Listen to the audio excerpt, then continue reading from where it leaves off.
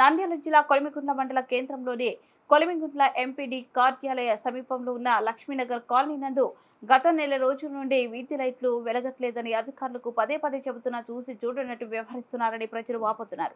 Colony కొండ ప్రాంతం అయినందున వీధిలో చీకట్లో విషపూరిత పాములు పురుగులు తిరుగుతున్నాయని ఇబ్బందులు పడుతున్నామని, కాలనీవాసులు చిన్నపిల్లలు సైతం తిరుగుతున్నప్పుడు ప్రమాదం జరిగే అవకాశం ఎంతైనా ఉందని అధికారులు ప్రమాదం జరగకుండా వెంటనే చర్యలు తీసుకోవాలని, వెలగని వీధి లైట్లను వెలిగించే విధంగా చర్యలు తీసుకోవాలని కాలనీవాసులు అధికారులు కోరుతున్నారు.